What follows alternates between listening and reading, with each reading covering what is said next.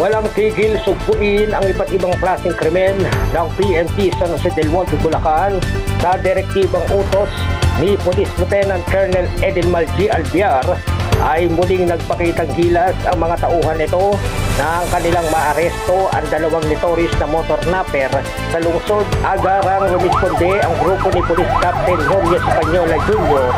dahil sa report na may motor na inagaw ng mga kawatan sa kahabaan ng Governor F. Halili sa Barangay Gaya-Gaya, San Jose del Monte. Nang maabutan na ang mga ito ng mga pulis, ay pinaputukan ng mga suspect ang mga pulis. Di naman nagpatinag ang PNP at gumanti ito ng putok.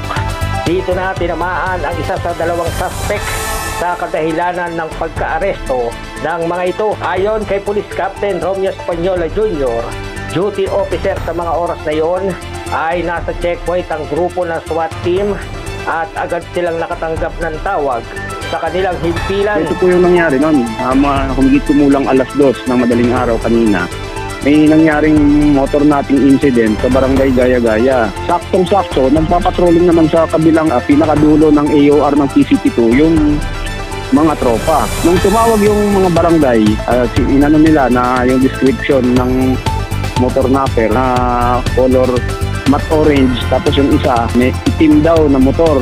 Tapos parehas na naka-jacket ng itim yung mga suspect. Pagdaan sa kanila, kitang-kita nila na yun yung dalawang motor na itinawag. Tapos nagkaroon ng putukan dahil nung nakita ng mga suspect na sumusunod yung tropa, pinaputukan nila dahil ang sumpak tumalon sa may tulay, nagpahabol. Yung isa naman na may dalang kulay itim na motor, yun yung tinamaan. Kinilala ng mga pulis ang dalawang suspect na sina Eric Hurap, edad 25 anyos, at si Jan Ballesteros, 21 taong gulang. Nasamsam sa dalawang nahuling suspect ang isang improvised shotgun, isang pen gun, isang plastic na baril, at na-recover naman ang motor na inagaw ng mga suspect.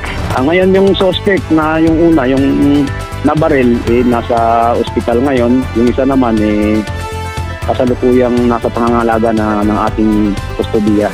Nakikita ko malaking grupo sila dahil may mga conversation na nakita namin sa cellphone nila na nagdi-deal sila ng mga motor na kinakarnap. Ngayon, pinapollow up namin yung mga posible na pinagdalhan nila sa mga motor na kanilang kinukuha. Pero pasalamat pa rin naman sila dahil napakabilis daw ng aksyon ng ating kapulisan. Naharap ito sa kasong karnaping, violation of RA 10883, damage to property, violation of RA 10591, at attempted homicide. Mula rito sa San Jose del Monte, Bulacan, RTV News, Onil Manuel, umaragasa sa balita.